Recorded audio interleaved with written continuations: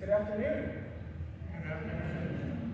My name is Pechulis, and I have the privilege of serving as the Director of Music and Organist here at St. John's Episcopal Church in Ellicott City. And it is my honor to welcome you to this afternoon's concert featuring Bassoonist Stephen Rudman. This event kicks off our third season, the 2025-26 season of the Music at St. John's concert series, and I am so glad that you are here with us. I plan to keep my remarks short today because I know full well that you are not really here to see me, and I'm perfectly okay with that. Plus, Stephen will really be your guide through the concert as he takes you through a tour of the world of Bassoon repertoire, making remarks throughout the concert about each of the pieces that he and I will be playing. But I'd be remiss if I didn't say a few things about Stephen. You could simply read his bio inside the program, and you definitely should, because he's been around to a few places. But the real thing that I want to express is how talented he is, and honestly how humble he is. He's one of those musicians who really could brag about the places and the things that he's done, but he doesn't, simply because he just really likes making music. And you'll see that today. I also want to add how much I've enjoyed working with him as we put this concert together.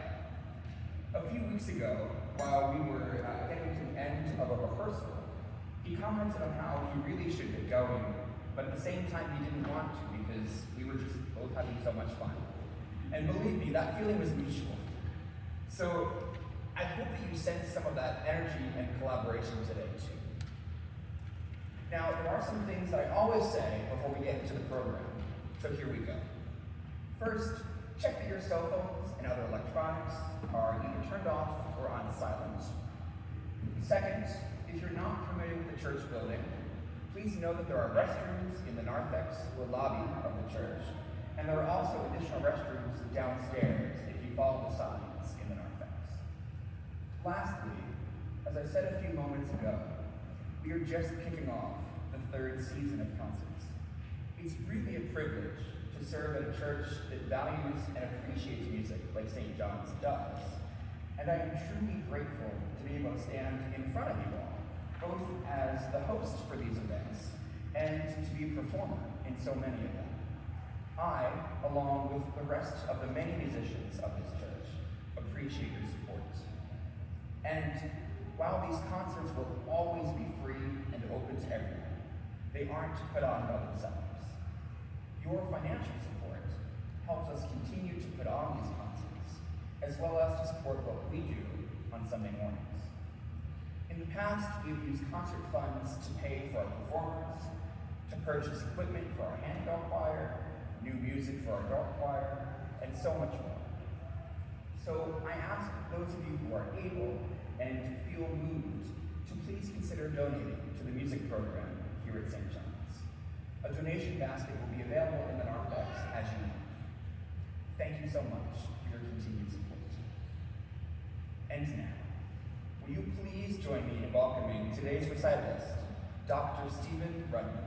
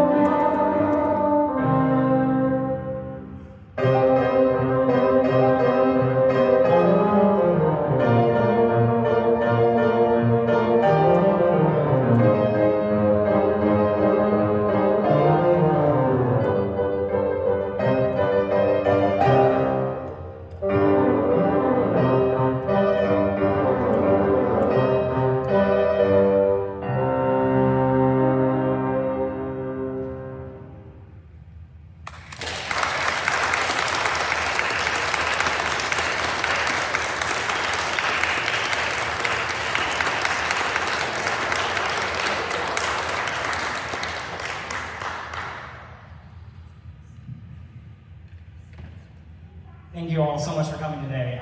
I was really excited when Justin asked me if I could be on the concert series, and basically like immediately after we talked about it, we were like, I bet almost no one in the audience has been to a bassoon recital before, and this is probably the first one. Okay, maybe a couple. I was gonna make the joke that if you were in the audience and you had been to a bassoon recital, then I'll see you home for dinner, because you're probably my wife and kids. But we do have somebody in the audience who hasn't been, or has been to a bassoon recital before. So for those of you who this is your first time, welcome. And in honor of that, we thought we would put on a program that took us around the globe. We just do a lap around the world of different music that really shows off the bassoon and some of its like finest attributes, for lack of a better term. And so, starting in Venice, Italy, with Vivaldi in the early 18th century, I really can't think of a better place to start, because it's really thanks to Vivaldi that I'm able to take center stage and actually be put on a spotlight as a solo instrument. Before the turn of the 18th century, we had a very early type of bassoon, and before that we had its ancestor, the dulcian. And those were bass instruments that just sort of doubled what your cellos would play, what your string basses would play, and that's about it. You know, you did not get featured. It wasn't until the design of the instrument improved a little bit, and people like Vivaldi, composers like Vivaldi, started to really write for it in a flashy, virtuosic way, which I'm hoping you heard in that last piece. You might know Vivaldi already for his Four Seasons, bum, bum, bum, ba, da, da, da. Some of you, music scholars out there might really know a lot about his violin concertos and how he wrote over 200 of them. But the second largest collection of concertos he actually wrote was for the bassoon. So we have him to thank, basically, for me to be here today. And so I love always getting a chance to revisit Vivaldi. Now we're gonna basically from here on out, we're gonna just spin the globe counterclockwise and head westward. And we're gonna stop in France, where we kind of have the next evolution of bassoon writing. This next piece is by Eugene Bourdeau. He's a late 19th century, early 20th century composer. So he's writing the Romantic period. And Bourdeau was a professional bassoonist who also graduated from the Paris Conservatoire in Paris, France. Very, very prominent music school, still to this day.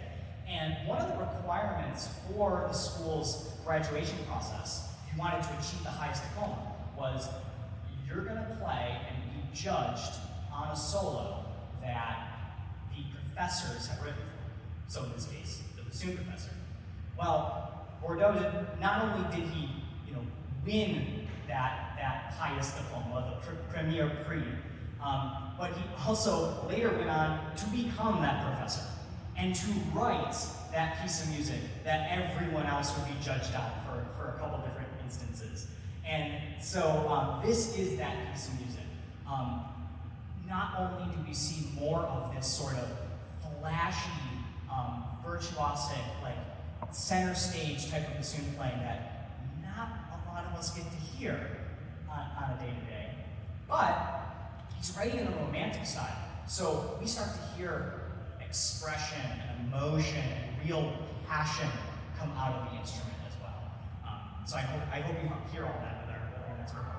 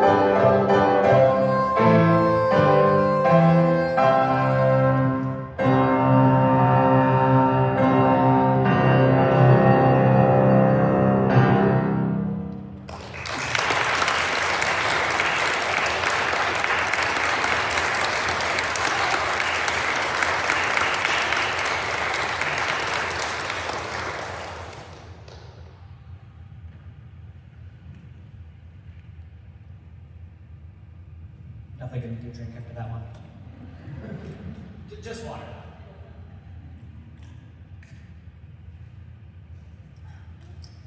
So we'll slow things down a little bit, and we'll cross the Atlantic to America next, and feature a work by African-American composer William Grant Still. William Grant Still has luckily made a really big resurgence in the country for his gorgeous writing and all sorts of very American styles that I'm so thankful that we're embracing again. Jazz, classical in the style of Copland, also spirituals, folk songs. And in this collection of pieces, he really puts an emphasis on looking back at his upbringing in Mississippi. He looks at just sort of a very deep, reflective quality in his melodies and lyricism. And for the first time in this program, we're looking at a piece that was not originally written for bassoon, because it was originally written for the voice. And the lyrics that he put with these pieces, that's how he, in part, got that quality of reflecting on home. Later on, Alexa Still, no relation, which is crazy to me. Alexa Still, though, came along and she arranged it for bassoon. And I thought this worked perfectly in a program highlighting different qualities of the instrument, because one of my favorite aspects being a bassoon player is how, with the right melody, the right range of the instrument, it's uncanny how well we can sort of imitate the voice, and how we start to sound like a mezzo-soprano, maybe high tenor, that sort of singing quality. So despite the fact that I can't pump lyrics into this instrument, I still think that I'm able to make a singing song and therefore get the same meaning that William Grant Still wanted in this collection. So here are 3 short songs by William Grant Still.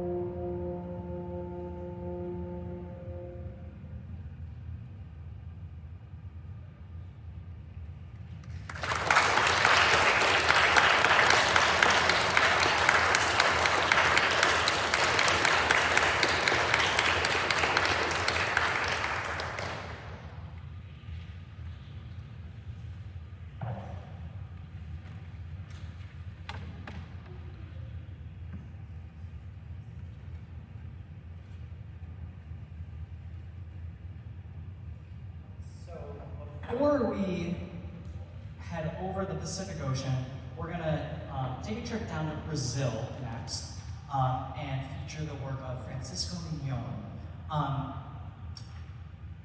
We just heard, a very beautiful version of, what a singing quality can come, or what singing quality we can get out of the instrument.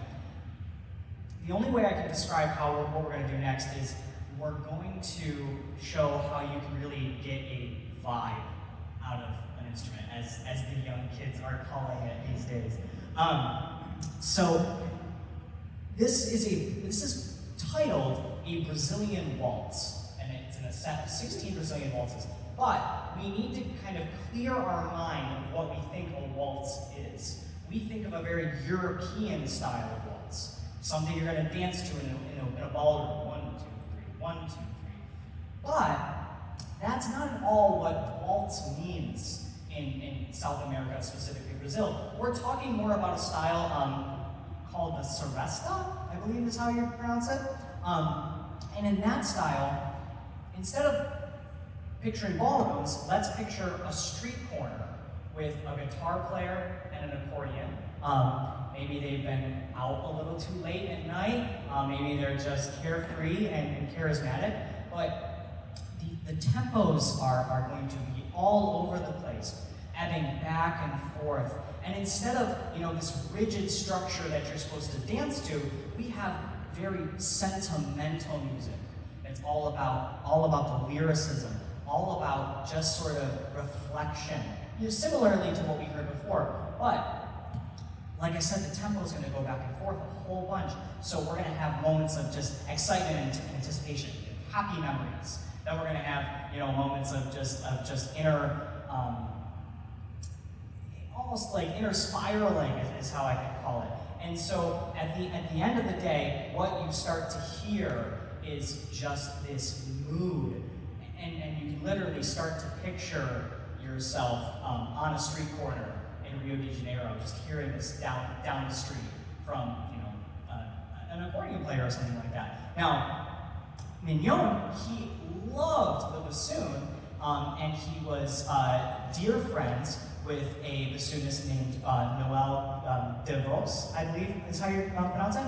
And so the title of this specific waltz translates to roughly "Happy Easter" to Devos. So this was like kind of an Easter gift to him. So to sum it up, we're really going to try to give that South American experience through the sound of the instrument.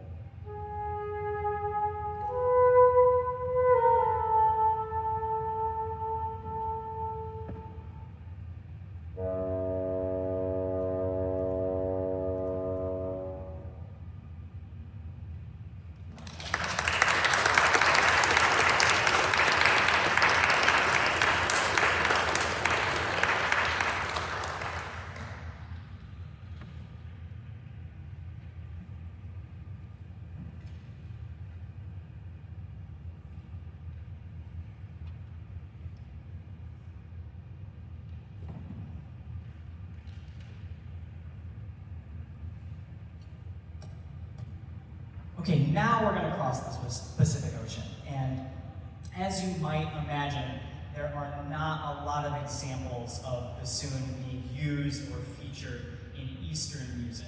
It is primarily a Western classical music instrument. However, in the modern day,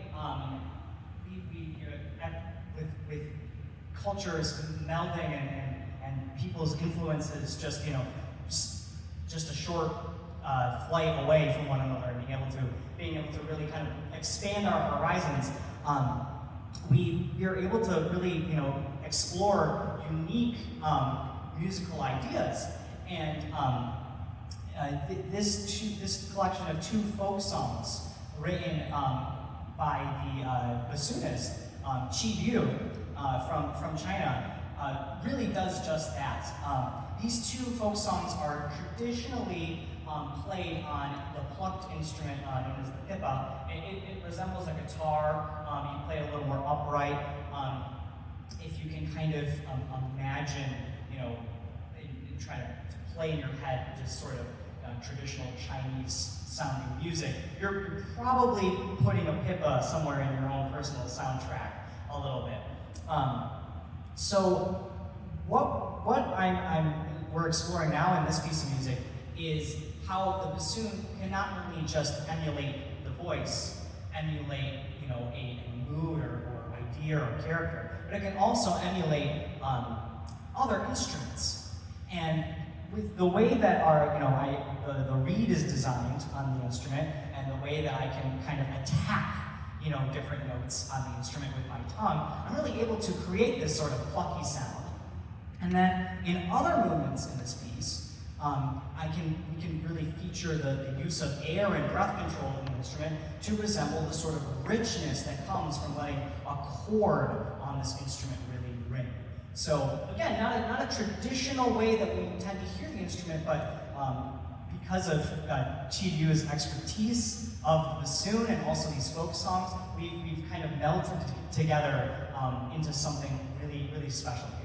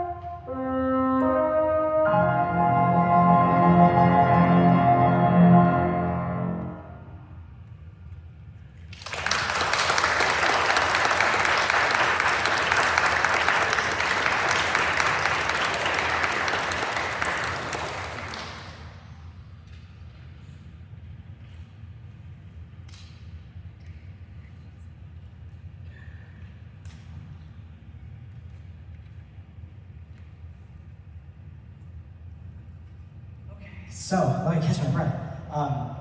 So sadly, we're going to have to sort of wrap up this trip, and we'll end things kind of right on top of where we started in Austria, as opposed to Italy, but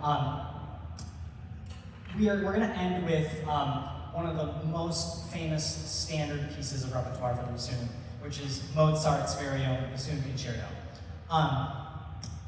When we were putting this program together, we were really struggling and scratching our heads and trying to figure out where this best goes in the order of things.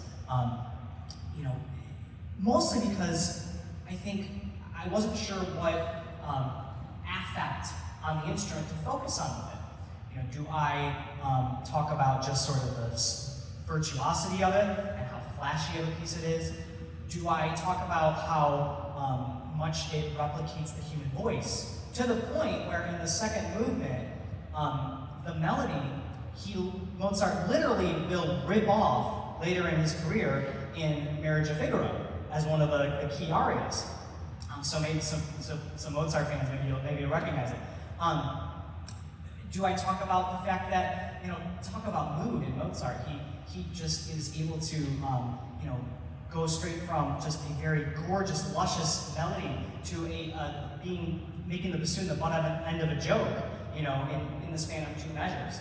And so thinking about all of that together, I kind of realized, well, this probably needs to go last in the program, because it is Mozart's own kind of version of basically everything we've described today.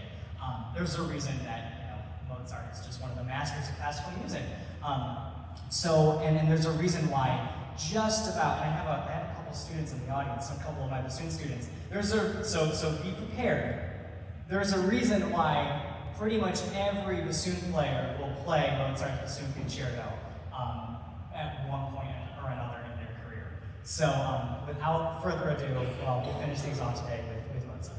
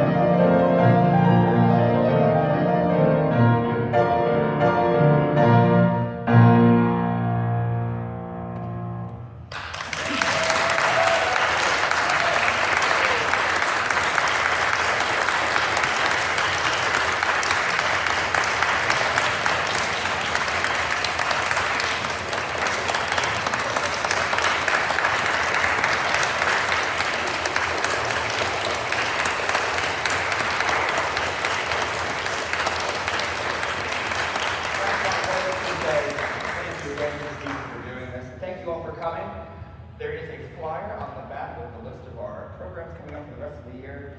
Have a great afternoon and see you again soon.